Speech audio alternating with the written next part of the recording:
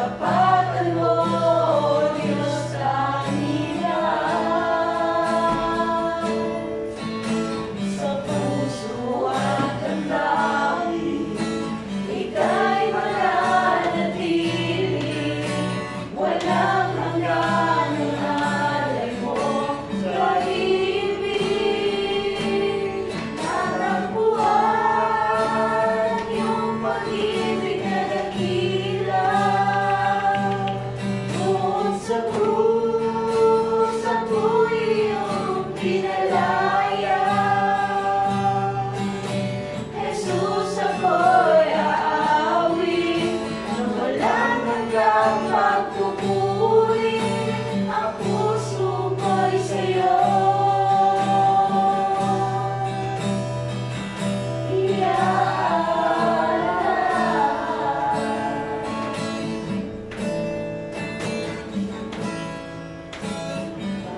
Panginoon, ikaw ang kagalakan.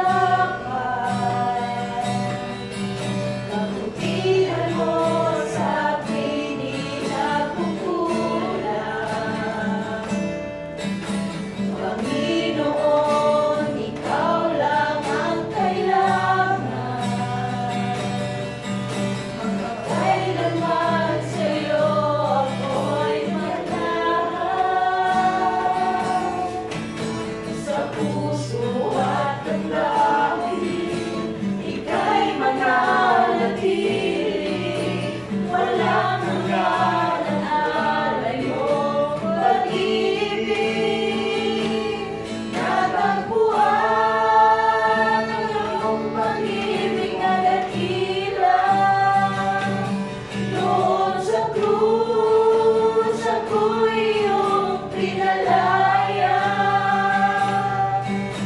Jesus, ako'y aawit nang walang hanggang pagpupuri.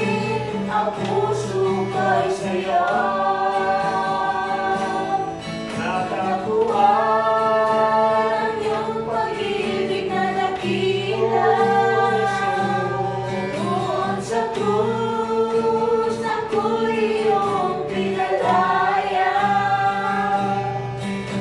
Jesus, ako'y aawit nang walang hanggang pagpupuri.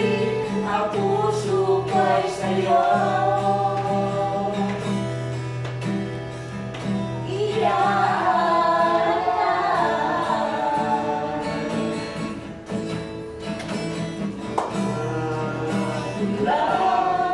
Ay mamalagi sa presensya mo. Natagpuan ako'y tinago ng pag-ibig mo. Hangga't ilan ay mamalagi sa presensya mo. Luwalhatiin ang pangalan mo. Hangga't ilan ay mamalagi sa presensya mo. Hangga't ilan ang pag-ibig mo. Hangga't ilan ay mamalagi sa presensya mo. Luwalhatiin ang pangalan mo. Ako'y natagpuan ang iyong pag-ibig na dakila. Doon sa krus, ako'y iyong pinalaya. Jesus, ako'y aawit nang walang hanggang pagpupuri. Ang puso ko'y sa'yo. Natagpuan ang iyong pag-ibig na dakila. Doon sa krus, ako'y iyong pinalaya.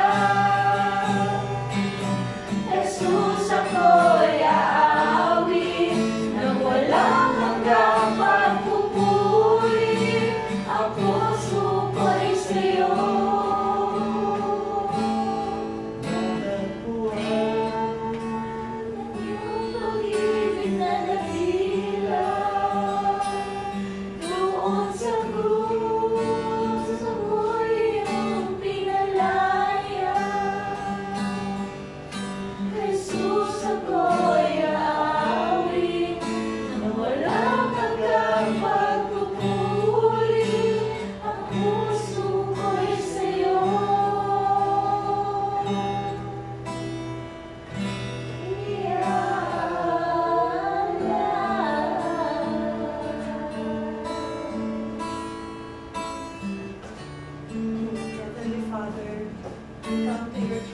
Lord, with a heart full of gratitude.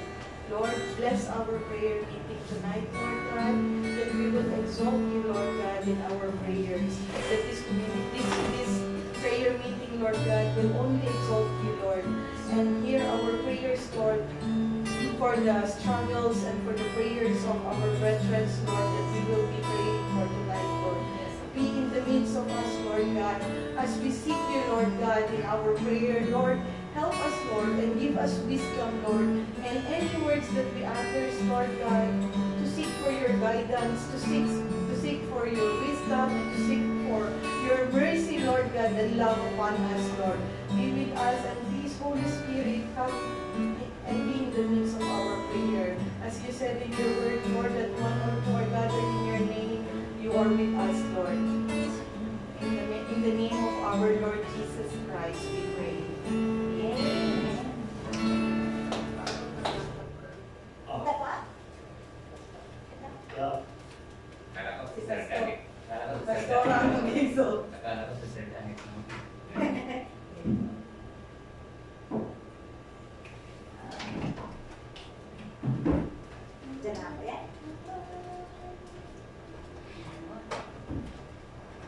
Dani ka ba mag-i-exo? Hindi ba po ako request?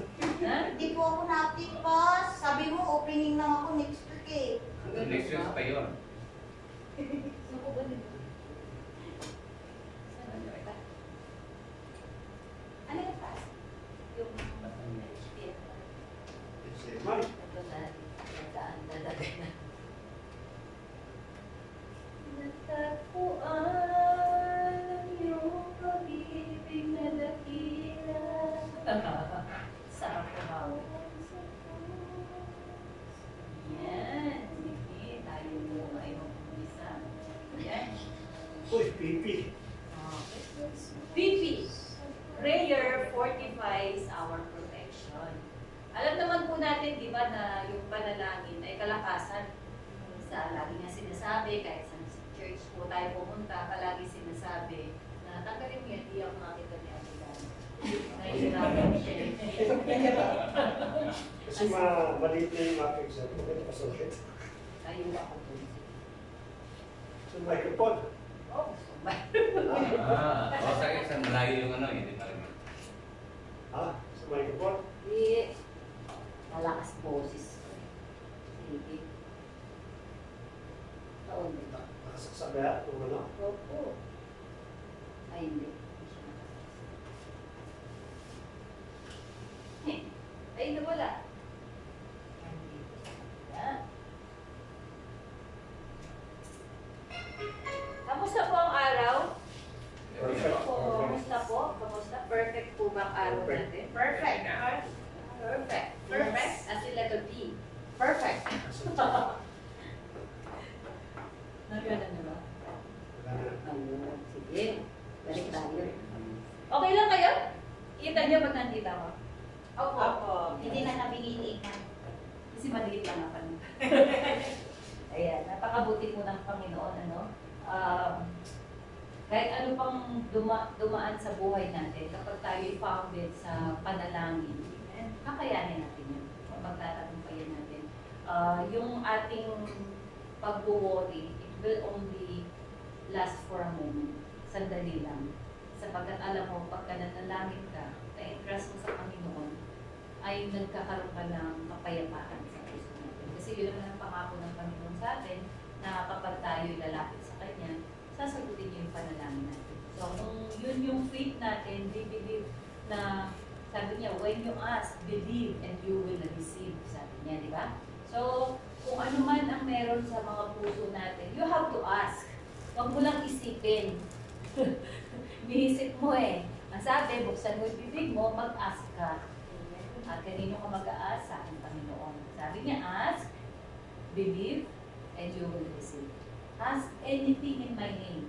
Believe that you have received it, and you will receive it. No? Hingin mo ang anumang bagay sa akin, paniwalaan mo na tinanggap mo na. Past tense na eh. Tinanggap mo na. At ito'y matatanggap mo. Sabi niya. So, ito po yung magandang encouragement para sa atin na dapat maging priority natin ang prayer. Ano po ba yung lifestyle natin pag wala tayo sa panambahan? Nag-pray po ba tayo? Kung hindi, dapat lagi po natin i-aim natin na maging lifestyle natin ang prayer. Kasi ang prayer is a protection. Una sa tao, di ba, ang sabi nila, yung prayer, yan ang backbone ng lahat ng simbahan. Yan yung lakas niya, yan yung kapag niya. Kapag ang simbahan ay hindi nila binibigyan ng focus, yung pananalangin, makikita niyo po, maghihay ang simbahan na yan. Madaling mag-give up, no? So, ganun din sa atin. Pag mahina yung ano mo, yung backbone mo, mahirap maglakad. Mahirap magbuhat ng mga mabibigat na bagay. Mahirap kang, yung maneuver ng katawan mo, mahirap yun. Kasi yun yung strength natin mula dito sa ating backbone. So, kailangan po yung ating panalangin ay strong siya. Kailangan ito yung palagi nating palakasin para maging strong po tayo. Kaya bakit binigyan ko ng title na Prayer Fortifies Our Protection? Kasi po yung prayer, protection mo yan. No? Protection ng puso mo. Kasi pag nga, sabi nga ng salita, kapag ka, alam na ng Panginoon bago ka pa lumapit. No? Alam niya na yung pangangailangan mo. So ngayon, meron kang guard sa puso mo na ano man ang dumating, meron akong Diyos na papanaliligan. So, ito yung protection mo. Ikaw mismo, mental assent, by belief, by faith, na meron kang protection sa Panginoon. Ano man ang pagdanasin natin, meron kang protection sa Panginoon. Meron kang pick-up, meron kang provider, meron kang healer, meron kang source ng paano kayo maman. Meron lang. Lahat po yan.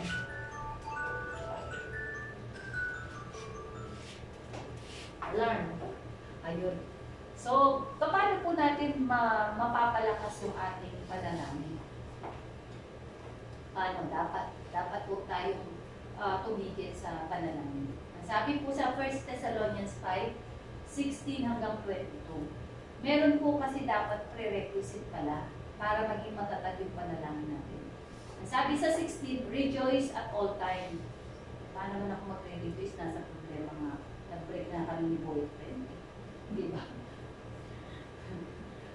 Diba? Paano nga ako magre-rejoice na walan nga ako ng trabaho? Paano nga ako magre-rejoice? Diba? Inaaway nga ako sa opisina. Nagkampi-kampi pa sila. Mukha akong basang sisiw, nasa sulok lang ako, wala pumapansin sa akin. Paano nga ako magre-rejoice? Sabi niya, rejoice at all times. Ang sabi ng Lord, regardless anong sitwasyon mo, at all times. Pag sinabing all times, be it good, be it bad, rejoice. Kasi all times eh.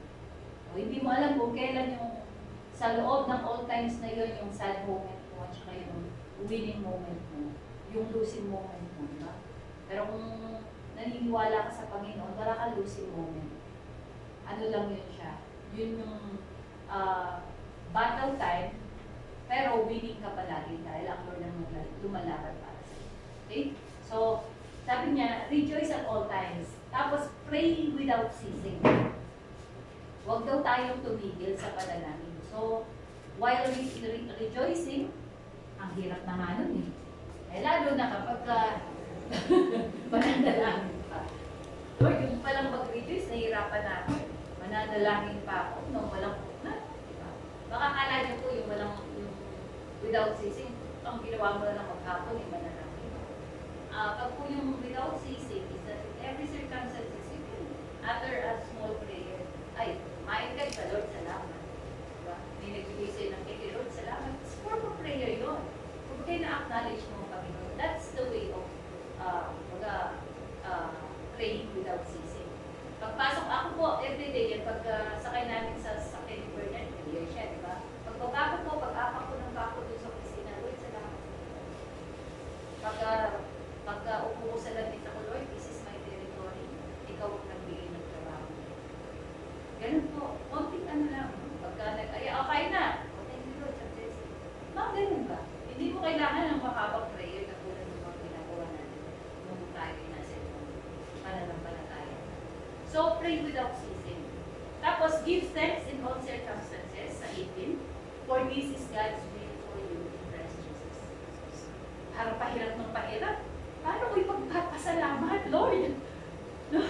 No ng trabaho, paano ko ba yun ipagpapasalamat? Di ba? Lord, hindi ko pa nga tinatanggap yung sahod ko eh. Paano ko yun ipagpapasalamat? Pahirap ng pahirap yata yung nire-require ng Lord sa atin, no? For this is God's will for you in Christ Jesus. Will niya yan. Bakit? Kasi, nakita ko po, no, sa buhay namin mag-asawa, nakita namin, na-practice namin, na kahit na meron, marami, konti, hindi na kami umabot sa ganito, nang hindi kami dumanas ng mga pagkikita. Nahirapan din po kami sa buhay. Marami din po challenge kami nila. No? Hindi kami aabot ng ganito kung hindi namin na-practice ito. To rejoice always. No? Palagi mong isipin na ang Panginoon ay kasama mo. Then, you have all the reason in the world para mag-rejoice. Kasama mo ang Diyos eh. No? Kaya po, pag kasama mo ang Diyos, alam mo lagi mo siyang kasama, lagi mo siyang kakausapin. Kasama mo eh. Kaya you can pray without ceasing. Kaya konting kibot, Lord, salamat. Pupunta ka doon, Lord, ingatan mo kami. Kaya pala, kaya mong gawin na pray without ceasing because knowing, nakasama mo pala yan. Ang sabi, Christ is in you. Diba? Ilang beses kong sinabi sa Bible na Christ is in you. You, Jesus and the Father in heaven abides in you. Nasa iyo. Kasama mo. Saan ka magpunta, kasama mo siya. So napakadali pagka alam mo, sa isipan mo na kasama mo ang Diyos, you can rejoice na naman. Diba? Sino tatalo sa akin? If God is for me, who can be against me? Diba nasa Word of God yun? If God is for me, who can be against me? Sa Romans chapter 10. Sabi niya, therefore, kung kasama ko ang Panginoon, lagi ko siyang makausapin. Si Pastor Bernard, siguro magtatampo sa akin yan. Kung araw-araw ang kasama, pero hindi ko siya kinakausapin. Hindi ba? Ganun din ang Diyos. Alam mo, kasama mo siya every moment. Naglalakad ka, pupunta ka doon, Lord. Pagpunta ko doon, ikaw ang bahala. I-prepare mo po kung sino mo yung kakausapin mo doon. I-touch mo po yung puso niya. It's a form of prayer. Hindi mo kailangan pumunta sa isang pwesto at doon ka manalangin ng napakahaba. It is a prayer, it's like a communication sa Panginoon. Intimacy sa Panginoon. So, intimate kayo, parang si Bernard, konting bagay lang. Ito, joke ko ha. Dahil nauutot ako. Umutot na ako, sabihin ko pa, nauutot ako. Pero this is reality. So, same din po sa Panginoon. Lord, parang nagugutom ako. Lord, salamat po. May pagkain ng mga kapatid. Simple, right? So, it is, you can practice ngayon yung praying without ceasing. Tapos, give thanks, no? In all circumstances. Pag nalaman mo, ito yung will ni Jesus sa'yo. Kasi ang sabi niya, whatever the enemy plan for evil, God can turn it into good. Ano mang kasama yung sitwasyon mo, pwedeng i-turn ng Panginoon into good. Kaya sa sitwasyon mo ngayon, Lord, maraming salamat dahil tinitrain mo akong maging matatag. Maraming salamat dahil tinitrain mo akong maging tinatrain mo akong maging mas malalim ang pananampalataya. Maraming salamat, Lord, dahil alam kong kasama kita sa atin nito. Maraming salamat, Lord, dahil alam kong mayroong way out. Ikaw ang gagawa ng solusyon para sa atin. Lord, maraming salamat. You are going to command.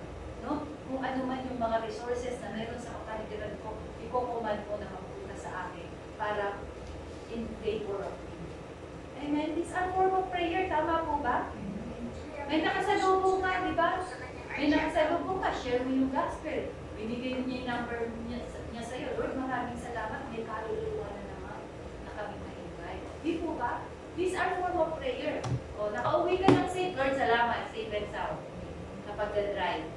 Di ba? Ito po yung mga bagay. At maraming salamat, Lord. Nakita ko na naman si Ate Rona. Nakita ko si Ate Daddy pa. Lord, salamat. Nakita ko si Ate Honey. Lord, salamat po sa testimony na rinig ko. Yung mga sa akin.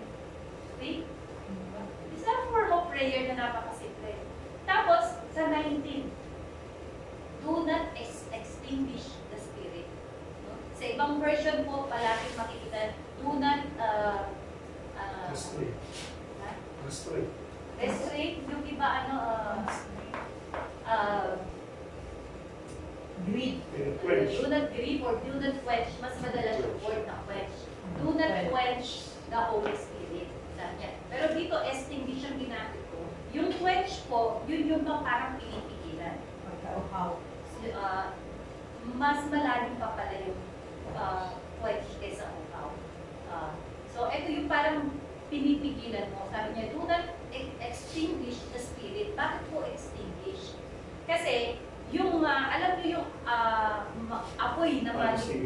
ba? Maapoy, di ba? Ang way para mapatay mo yung apoy ay meron kang fire extinguisher.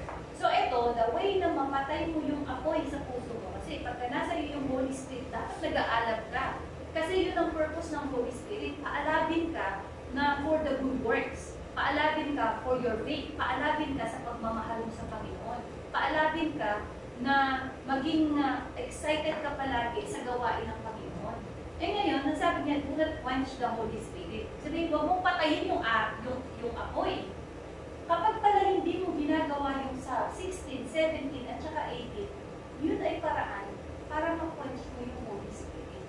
Kasi ang kaparaanan para din umalap ang Holy Spirit sa iyo, magkaroon ka ng ganitong klaseng character. You always rejoice at all time. At palaging mananalangin. Palaging nagbibigay ng pasalamat sa Panginoon. That way, yung Holy Spirit sa iyo, palagi siyang nag-aalab. Bakit po, nasabi ko kanina, it fortifies our protection. Kasi, tingnan natin po sa Exodus chapter 13, verse 21. Nung panahon na nasa wilderness ang mga Israelites, papunta sa Promised Land.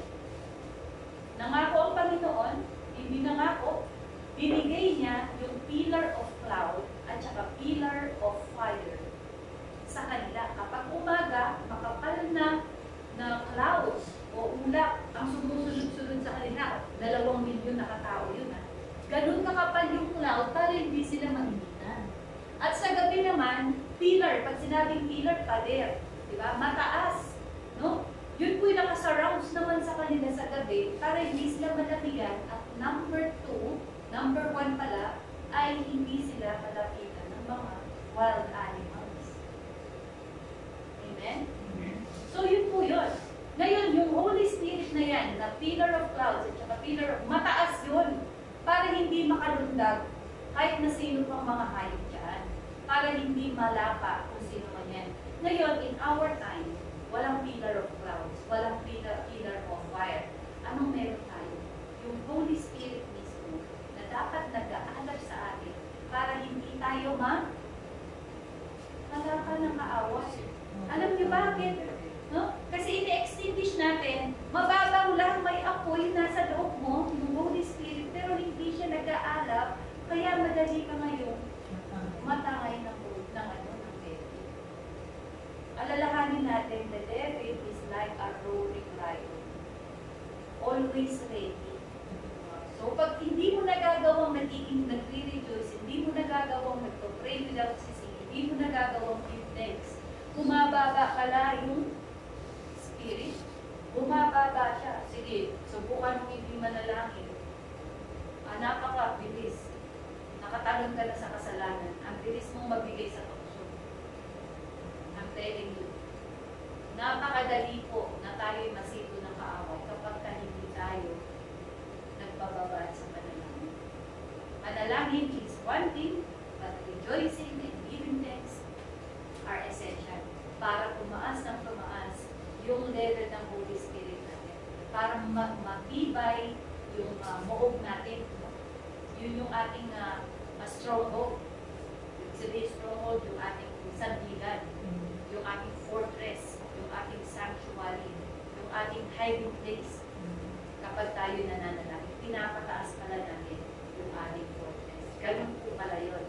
At nung kailan nanonood kami, siguro ilang mga dating ex-Satanis, no? At saka mga ex na witchcraft, ang mga napanood namin testimony.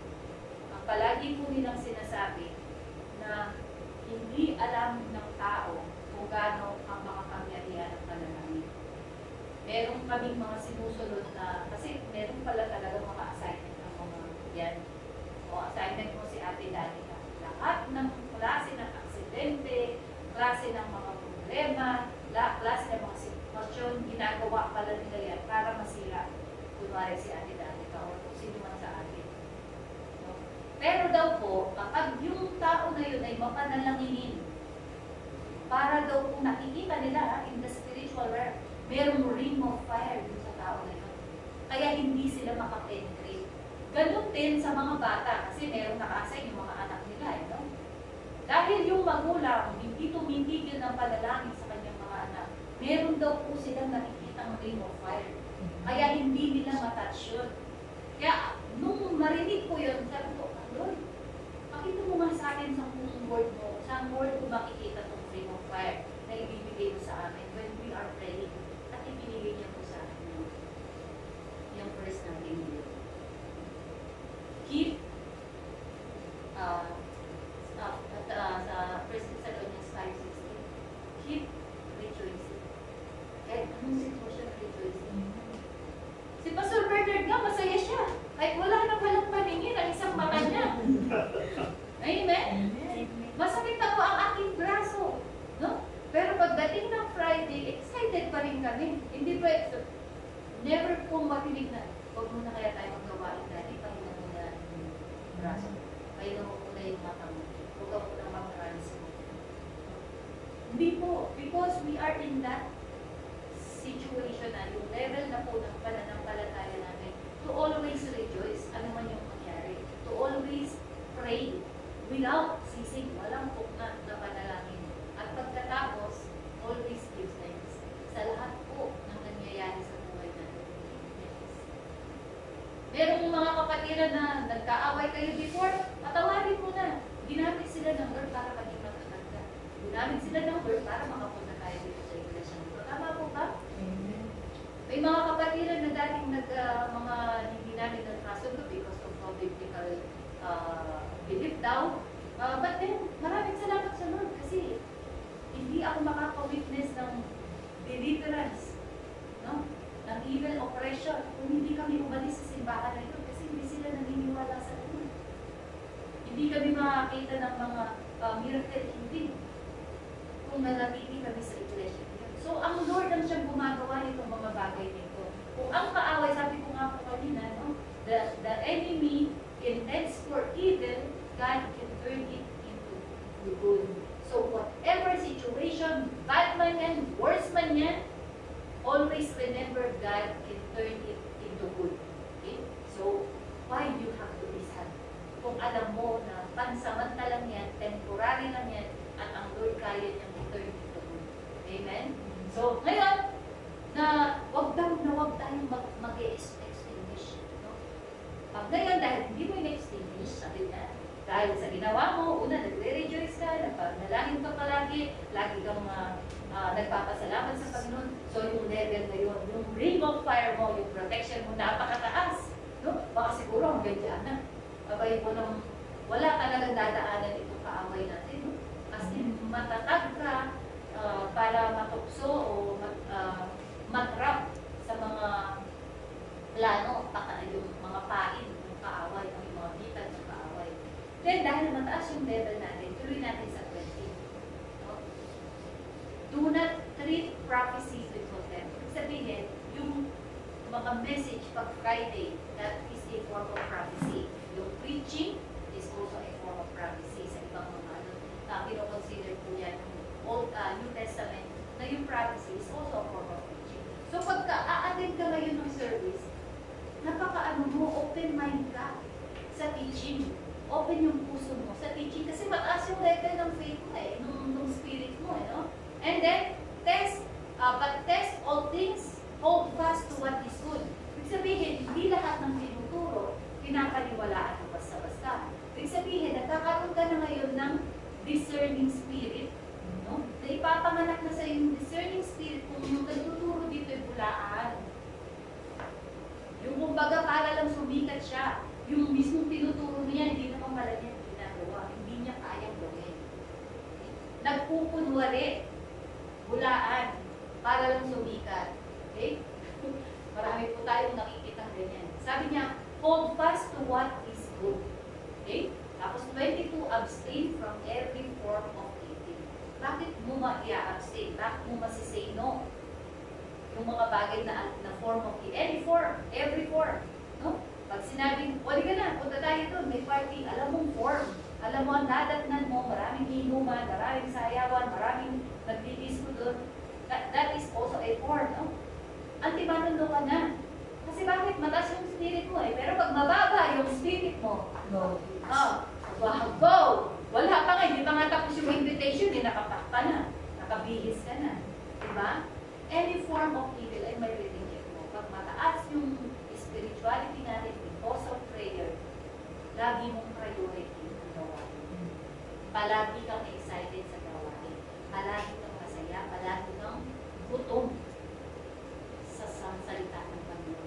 lagi kang excited makita si kapatid. Gusto ko makita si kapatid, gusto ko makita kung paano na siya nagtuloy sa kanyang pananampalataya. Natutuwa ka kapag yung kapatiran, wow, nagpo-preside na si Ate Hanin. Nakita mo si Kuya Glenn, nag-oo na sa presiding, sumukapit, nagkaroon siya ng trabaho. Diba? Natutuwa ka dun. Sa mga ganong bagay na natutuwa ka at pag yung pinagpapasalamat mo na rin sa Panginoon. So ito po yung pinaka dapat natin ginagawa. To always rejoice. Walang dahilan para tayong malungkot. Sapagkat ibinigay nga ang bugtong na anak. Ibinigay nga ang buhay. Ano pang hindi kayang ibigay ng Diyos sa iyo kung yan ay makakabuti sa iyo? Why be sad? Amen? Ano man ang dumating sa buhay natin, always remember, patatagin natin yung ating sunod. Amen? So, yun lang po. Naintindihan po ba? Amen. Tapos na, akala nyo dahil may slide, makapa. Verses. Okay po. Hindi ko pa matihan. Hindi ko makita. Ayan. Ikaw na. Ito mo. Spearman, yung sabi mo. Busy po.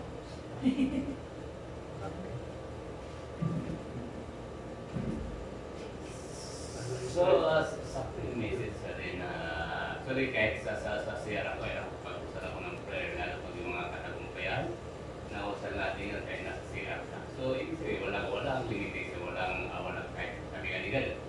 Kahit anong oras, kahit anong ginagawa mo, basta kang naramay, kung kapag natawagin ka, mahal. So, ibig sabihin, sakto yung mga mensahe ni Pastor Edith sa atin. So, huwag natin kalimutan na kahit maliit na katagumpayan yan, pagpasalamat natin. Araw-araw, naalala natin siya. Kagaya kanina, mga hapon na 1.5 hours, may priority akong ginagawa. So, may pinasok, may siningit ang misyon ko na priority talaga, kailangan matapos. So, iniwanan ko yung ginagawa ko.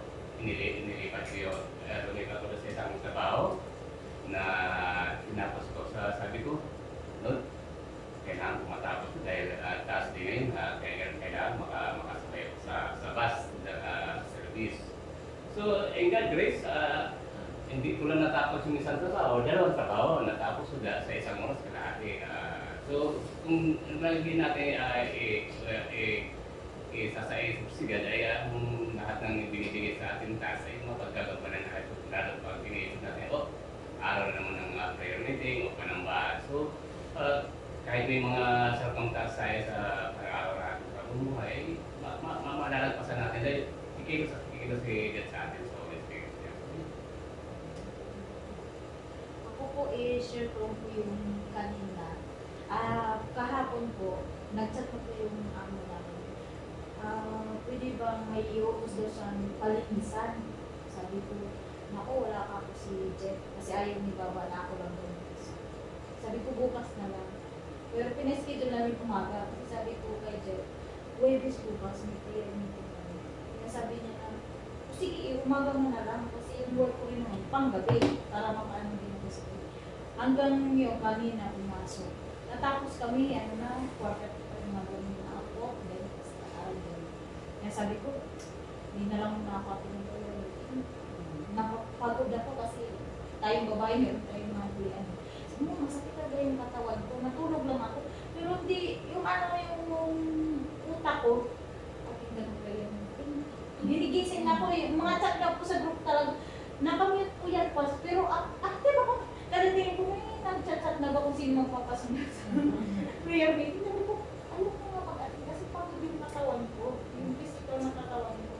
Sabi ko, hindi ako mag-atin. Pipikit na naman ako. 2 beses may nagsunod-sunod ng chat. Si Ate Rona na, hi, hello, undawin na ako. Undawin na si Ate Rona. Sabi ni Kuya Jeff, akala ko ba hindi ka atin ng prayer meeting? Hindi ko alam, gusto ko ng prayer meeting. Sabi niya, kasi sabi niya na ano muna yan eh.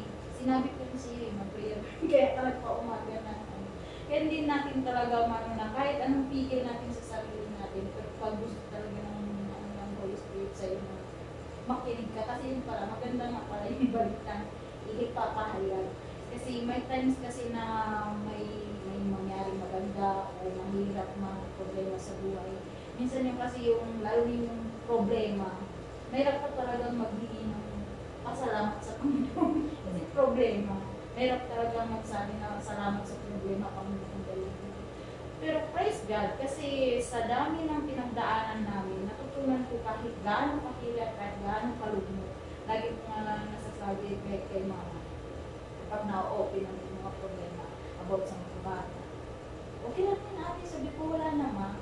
Sa puso ko wala na, okay na. Ang sa akin na lang, iniisip ko yung mga bata. Kaya sabi niya talaga, iba talaga yung iba talaga yung pinagbago mo dyan sa Saudi. Sabi ko, glory to God. Kasi kung hindi rin ako dinala dito sa Saudi, kung hindi rin dito yung amo ko, hindi ako na ng ganung sitwasyon, at hindi ako umalis doon, hindi ko rin makikilala si Jesus. Kaya sabi ko, talagang ang galing yung plano talaga ng Panginoon. Kaya glory to God. Dahil narito ako ngayon at napakinggan ko yung magandang balita.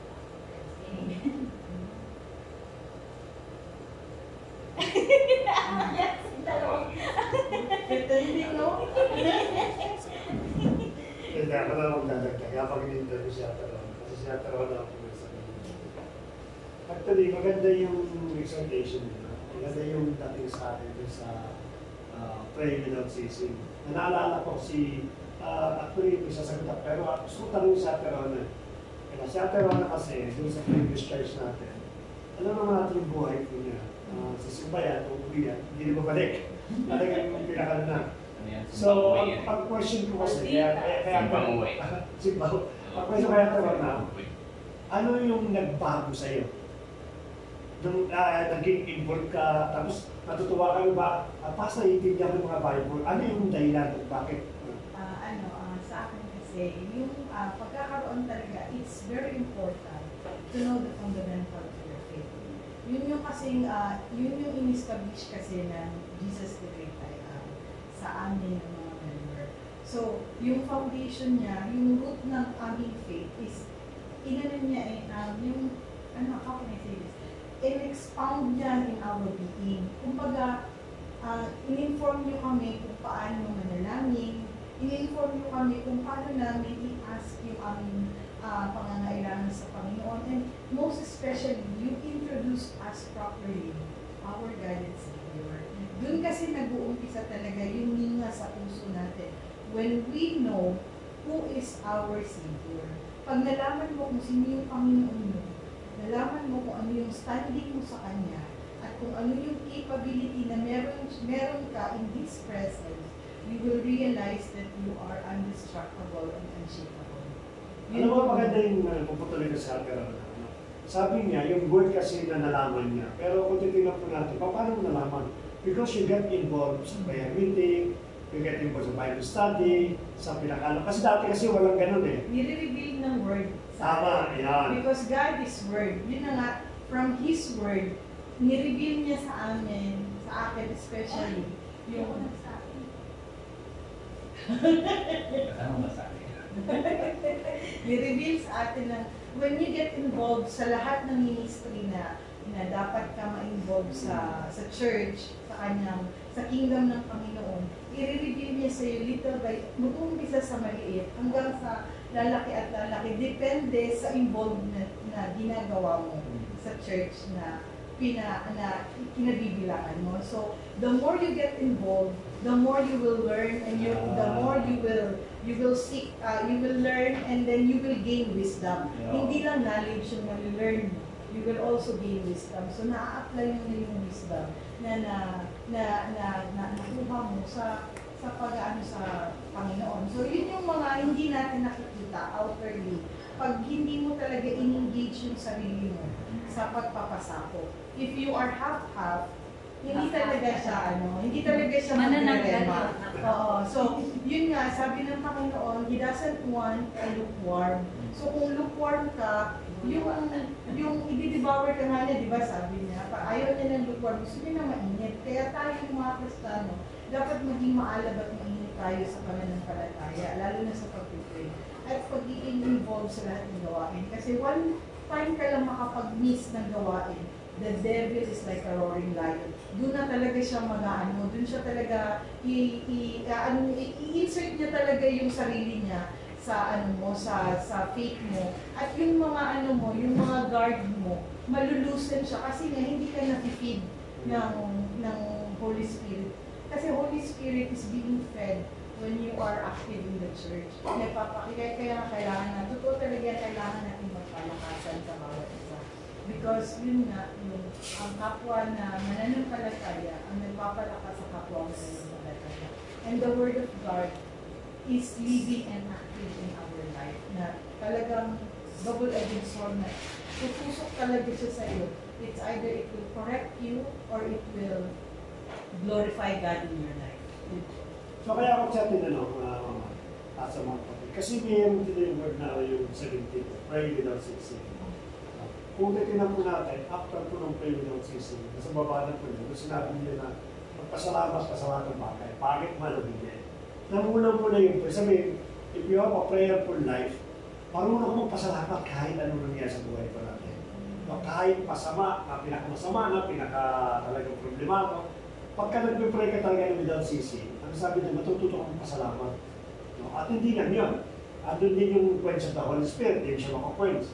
At sabi din doon, gagawa ka ng mga magandang bagay.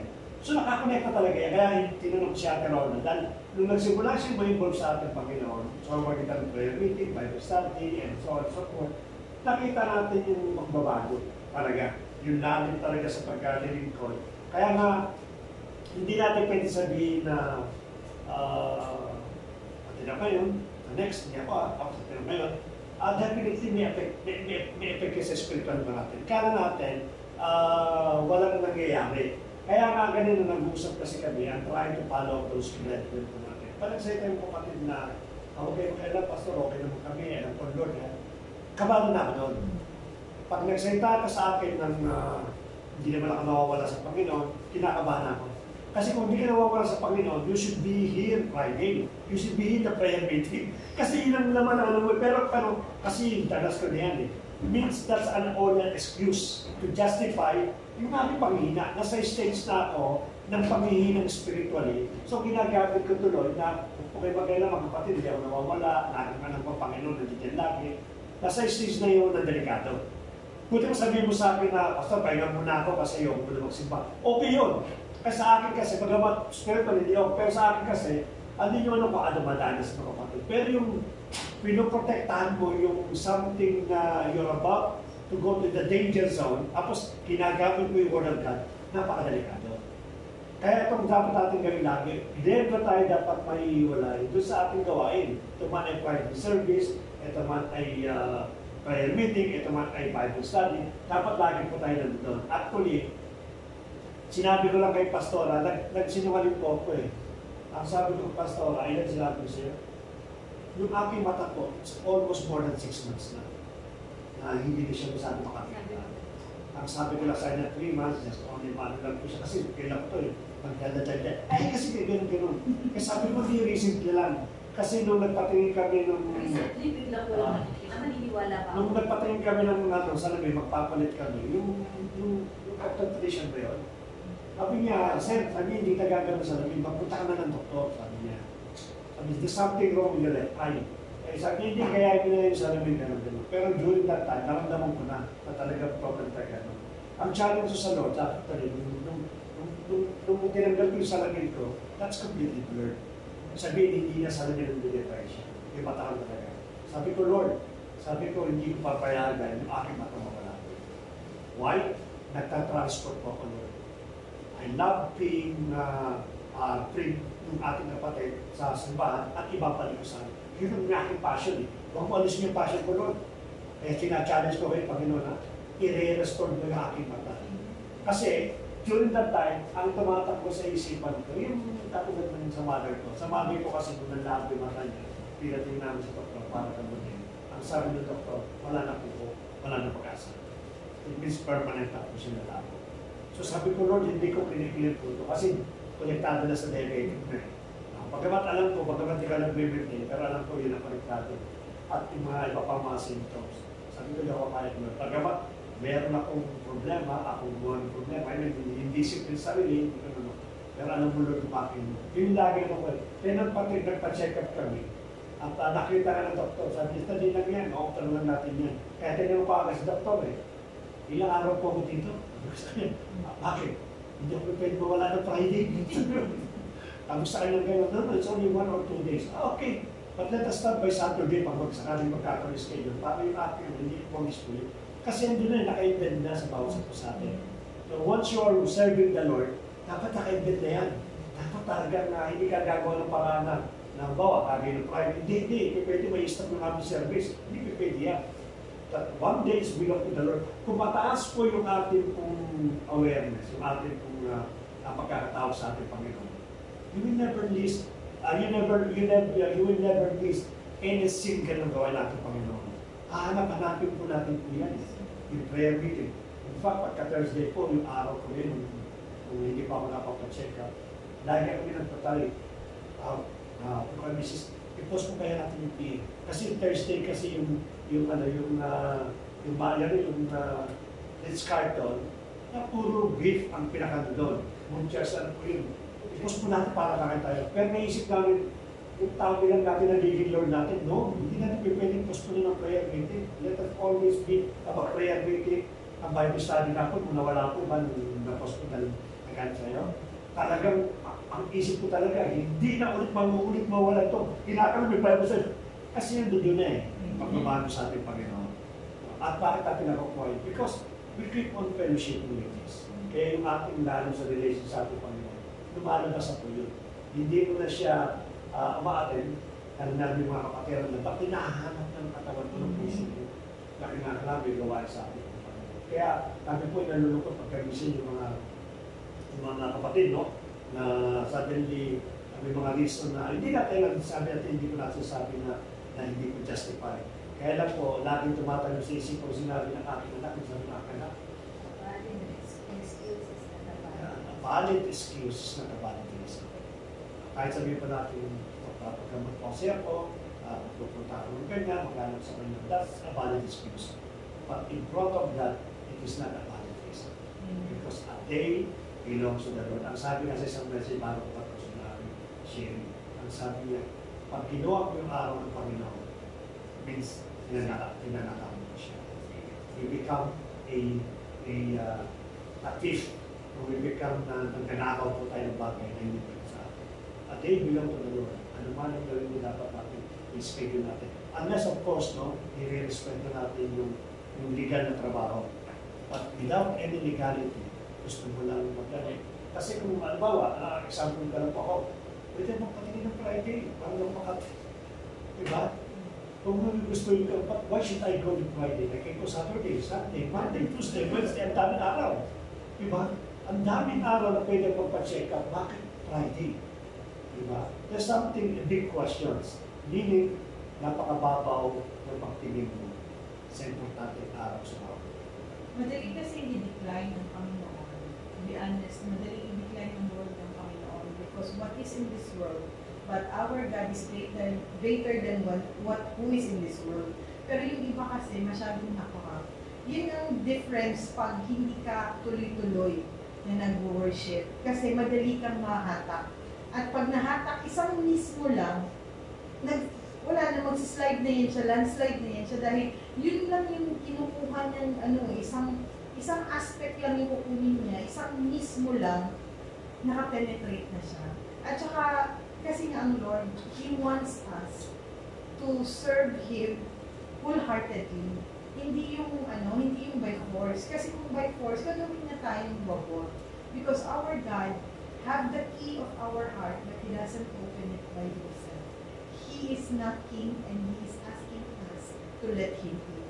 Kaya tayong mga nandito sa world, nakakalimutan natin yung ramification pag hindi natin siya pinapasok. At kung ano yung kinalabasan, kung ano yung magiging outcome kung wala kang Diyos sa buhay. Dahil hindi naman natin nakikita. Maraming taong hindi nakakakita with their bare eyes. Kaya hindi, or pag nakita man nila, they make justification. Kaya ang nangyayari, tinatanggap na lang nila kung ano yung dumating simply because yun yung feeling nila na they deserve it. Kasi nga hindi nila alam kung ano yung standing nila sa Panginoon at kung ano yung purpose nila sa mundo. Kaya tinatanggap lang nila if their life is miserable, they are accepting the miserable life because they felt that they deserve it. Yun ang paniling lang ng devil. Yun yung inaagaw niya sa atin. Yun yung naiintindihan ko na you have to learn your purpose and your identity in God. So you will know how powerful you are in His presence. Dahil matagal na silang defeated. And He will make us reluctant in the realm of the world. Dahil yun yung pinakakinap na pwede niyang gawin sa atin na hindi natin nalalaman na nahahatak niya tayo. And in the form of freedom. Hindi natin alam that it was the devil who is with us. But we are not knowing it simply because we are executing our freedom. We are executing our free will. Na yun naman ang gusto ng devil. Because with our free will, without God, alam naman natin kung saan tayo papunta with all of that free will. And this is the thing that God given to us na hindi niya talaga sasaklawan. Kasi kung sasaklawan niya yan, then He is not an omniscient, omnipotent, all-knowing God. Dahil sabi niya nga, He will make us in His image and likeness with free will. Yun yung wala sa iba. Yun yung pinaka-special characteristic na ibinigay niya sa atin at binigay niya sa atin para sa ating buhay na kung hindi niya ibinigay sa iba, even the angels doesn't have free will because they know God. And deliberately, yung mga angel na nag-rebel sa Kanya, they know God and still they deliberately na nag-rebel sila sa Panginoon. Kaya doon talaga yung buhay nila or yung life nila. However, with humans, ang Panginoon, binigyan na tayo ng free will. And He did not reveal Himself outwardly sa atin. So, He is asking us to seek Him. Kaya meron talaga tayong salvation. We are created with salvation. Yun yung napaka-special na privilege na binigay sa atin ng Panginoon. Hindi siya right, but it was privilege because it was given by grace. So, yun ang Konti na lang yung ganda niya. Yun na yung message ko sa private. Yun na yung konti-konti na lang yun. May mga napagin din siya na-touch na. So, diyan pa po yung paggamit ng positibong pagkapasya, kalayang pagkapasya, free will. Kung dapat susubin natin tuwid na lang, hindi tuwid na, dahil makakilala tayo dapat doon na tayo sumusok sa tuwid na lang, at hindi na doon sa ating landas. So, nung kahapon, kami yata kahapon, nakatanggap ako ng case sa kapatid ko, matagal kami nag-uusap kapatid ko ng lalaki. So, pinusta niya ako siya, yun ba din, nag-uusap kami sa messenger, tapos nung muling usap ko at ito natanong ko nananabahan ba kayo dyan? Ito na yung tawag ko sa kanya. So sa site ko nananabahan ko kayo dyan? Sabi niya, yes. Tapos sinabi niya sa akin na napapasalamat siya sa nangyayari dito sa akin. So, sabi niya, glory to God at pinangunahan dahil. Sa prayer na to, prayer ko sa buong pamilya ay kailangan talaga ng prayer sa pamilya natin.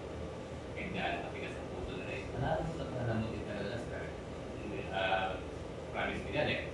Isa nga sa meron eh, sa pamilya, makakilala, ang buong pamilya ay tinipot pa mga lalo pag siguro ma-invite, evangelize natin sila, ma-invite natin sila. Mas maganda din.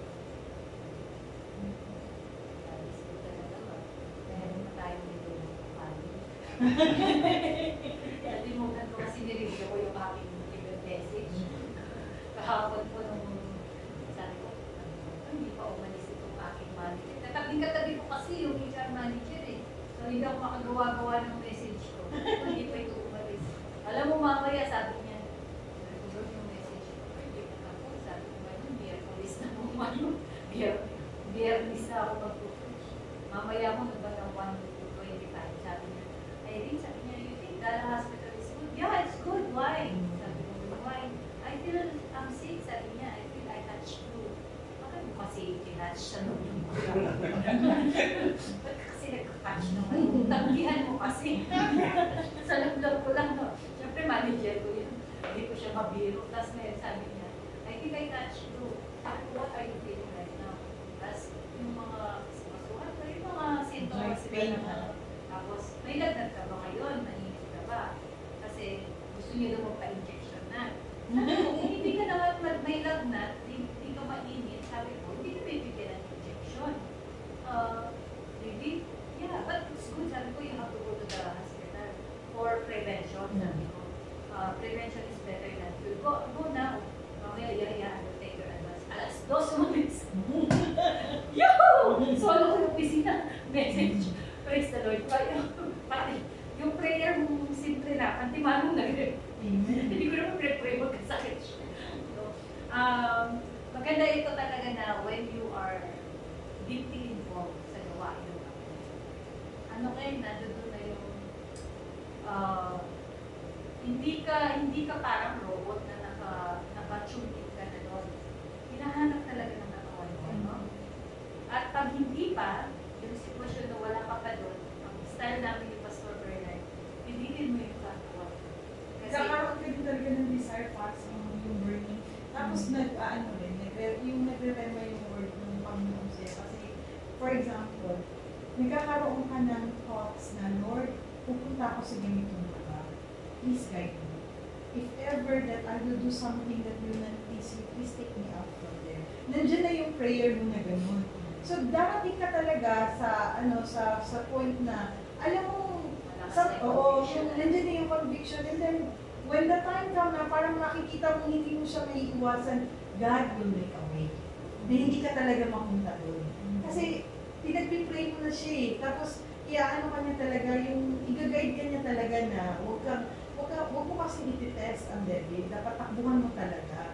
So, nandiyan yung intention mo na gusto mo mag-party-party. Pero pagdating mo doon, wala na yung utak mo before ka dumating doon, excited. Pagdating mo doon, nandiyan na yung guilt. Hindi na siya happiness. Nagigilty ka na, and then it doesn't make you happy na. So, yun yung nafe-feel ko na, na mga changes, which is, nakakasaya. Tapos pag nakikita mo din yung mga tao na gano'n yung ginagawa, nagkakaroon ka na ng righteousness in your heart na sasabihin mo, huwag mo nila gawin yan kasi mo yung maganda. At saka ano mapapala mo? Parang nagiging instead na ikaw yung promotor noon, ngayon, ikaw na yung nagre-review. So, parang yun talaga yung nakita ko, iba na to, para sabi ko, Lord, you are really with me. Sabi ko, you are really with me. And whenever at saka yung power ng pag-pray na something na alam mong you are capable of doing. Because we are weak as human. Sabi ko, Lord, I am weak. Without you, I am weak. So please always be with me. Always be with me in what I do. Please, everything that I do will just glorify you. And if the time will come that I will be weak and make me strength with my weaknesses, sabi ko gano'n. Talagang naririnig ng Panginoon yung mga outcry natin. Naririnig na kasi bigla na lang darating yung situation na pinag-pray mo at makikita mo na pagtatagumpayan mo, na-remember mo na pinag-pray ko naman. Pinag-pray ko to last time So, i-reveal niya sa iyo na I can do all things. Yun na nga, no one can. If God is with you, who can be against you? So, yun lang yung nakikita kong nagre-rema talaga sa buhay ko na meron talaga siyang changes that I notice na ako mismo nakaka-notice na. Yun na yung sabi ko na. Ang intention ko, dahil ka pupunta ako ng Bahrain, gusto ko mag-party-party. Tapos, ang pagdating ko doon, andyan, ang dami kong invitation pass, isa wala akong inatenay. Kahit yung normal na kainan lang, na-gathering lang, na alam kong hindi siya hindi maganda yung outcome, hindi ko rin siya inatenay. Tapos meron din isang prayer meeting na aatinan ko, hindi ko inatenay kasi alam kong magkakagulo. So parang alam mo yung, iaano ka talaga ni Lord kasi nga, meron din silang problem doon sa So, hindi ako naging involved sa situation na yun. Yet, meron akong inatinan na grupo namin na mga ka-churchmate ko doon, na nabigyan ko sila ng wisdom. Kasi nakuha ko dito sa atin, kumbaga yung natin, paano tayo mag-worship dito, is hindi ganun yung pag-worship nila doon. And then nakikita din nila sa akin na I have changed a lot when I was there and when they saw me again. So talaga nakita na nakakapagsalita ka na ganyan, samantalang noon ayaw mo man lang mag-involve. Ang tagal-tagal ka na namin kinukuyog. Kumbaga, ang tagal-tagal nila akong ina-ask na magsalita. Kasi nga, they always put me in pedestal din. Ako talaga yung nagde-decline. Na you have potential, ganito, ganyan. Eh, wala man akong spirit. Kaya, hindi dinidecline ko talaga kasi ang basis kasi nila is yung dahil magaling ka daw well speak ka daw, yung gano'n, hindi nila alam na it takes guts and it takes spirit within you para maging efficient na speaker at saka maging productive na pag meron kang sinabi is makaka-touch ka ng mga believers, hindi yung naging informative ka. Kasi kung being informative, andyan naman ang media, andyan naman din ang mga speakers, andyan yung mga magagaling ng mga member ng mga Toastmasters, then sila na lang ang kunin, di ba? But it takes someone to touch the soul of somebody to become a speaker of God. Hindi lang dahil sa maayos ka magsalita. Yun yung always kong sinasabi sa kanila. And plus, yung pamumuhay. Dahil nga, ang nangyayari kasi, sometimes, nagiging legalistic talaga ang church when it comes to panambahan. Dahil nga, yung iba is, they want them to stay dahil part sila ng ministry. So, nilarangsang nila yung pagsiserve nila. Ginagawa nila, I am important here kasi without me, hindi kayo magkakaroon ng gawain. Yun ganun yung naging character ng kanilang ministers, lalo na sa music. Kaya dapat pala talaga maging open tayo na hindi sila we have to let them know that the music team are dispensable. Hindi sila indispensable in our church. Because the moment that they become indispensable sa feeling nila, lalaki talaga ang ulo nila and they will become, sila yung nagdi-dictate na kung ano lang yung gusto nila gawin. Kasi nga, di ba, sa church natin, mostly, praise and worship ang nagiging focus ng pag-worship. So, yun ang nakita ko doon, na it's so sad dahil yung mga pastors, their hands are tied. Dahil nga, kung aalis na naman, wala talagang yung paso namin. Kahit mag-akapela sila, walang may alam. So talagang, hindi talaga siya nakaka-glorify. So, yun lang yung gusto kong maano natin na in our church na hindi natin talaga dapat bigyan ng focus na the music team or the worship team are indispensable. That only God is indispensable in this church kasi nagkakaroon ng and you know, Devin always used the worship to dismantle a church. Hindi sa worship team kasi sila. Mag-a-class pa, hindi mag-a-attend ng practice silang lahat. Oh. Na praise and worship, wala talaga ng isa. Sabi ko, ay, iba talaga ang spirit. Kaya nga di ba binatap sa kapila natin worship? Sabi ko, before I don't see these things, hindi ako kasi hindi ka involved. So hindi mo nakikita yung struggle ng church. Hindi mo nakikita, wala kang pakialam, dahil you don't care. But the moment that you get involved, the moment na nilagay mo yung foot mo inside, yung body mo, the whole of you inside, affected ka talaga pag there is something na parang napipilayan yung church. Tapos yun na nga, ito ako dun sa Corinthians, yung 1 and 2. Kasi pas talaga wala talaga akong alam sa book na yan. Yan yung book na yun. Wala pa lang akong nabasa ng isang verse. Pero nung nagkaroon na ng talaga na ko na, ito pala talaga yung, lalo na naging involved ka sa church, ito pala dapat yung word of God na binabasa mo para maging well aware mo kung paano mag-live in the presence of the Lord within His church. Yun lang. Pag medyo tinatamad tayo, Pag tinatamad tayong manalangin, pilitin natin ang sarili natin. Kasi yun ang magiging protection natin. Kailangan lagi natin mataas ang pader natin. So, sa pamamagitan ng pananamit, malagi mataas yung pader natin. Saan dumating yung problema? Hanggang dyan lang yan. Palagi mong maiitreat. No weapons, no no plans and weapons of the enemy shall prosper against you. At tapos na ba? I will refute every curse spoken against you, says the Lord. So, napakaganda mga pangako. Walang magpo-prosper na plan o kaaway. Walang salita na hindi babalik mo sa kaaway mo. Ang ganda, no? Ito pang maganda eh. Yung kay Abraham, diba? I will curse those who curse you. So, pag merong umaaway sa'yo, nag-umpisa ka ng magbukas ng bibig para ikaw ay sumpain o magsabi ng masama sa'yo. At imano, ang kamay ng Panginoon nandun. Hinahampas na siya ng Panginoon. Hindi mo man makita ngayon, but definitely sure on this. So all we have to do is go, magsumbong ka sa Panginoon. Kahit di ka magsumbong, nakikita ng Panginoon yan kasi Christ in you. Alam mo, maganda po yung awareness na alam mo Christ in you. Kasi gagawin mo pala yung bagay na hindi mo nandun. Kasama ko pala ang Lord. Hangbi ka na kaagad. Kasama ko ang Lord. Parang nakakaiya, di ba? Pupupit ka pa lang eh. Ang Lord nakikita. Kasi Christ in you, temple. Yung temple, gagamitin mo pagnakaw.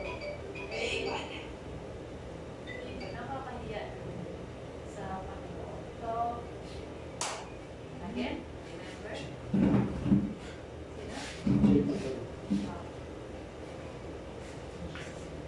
Ano po?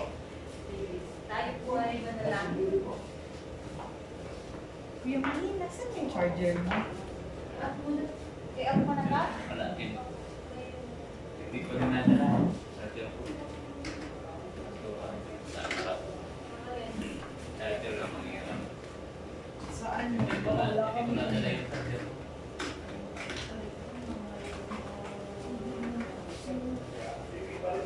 Iinan mo. Pero ano? Dito ka na lang sa... O, sige. Ako mamaya, wala na kami pakuan dito.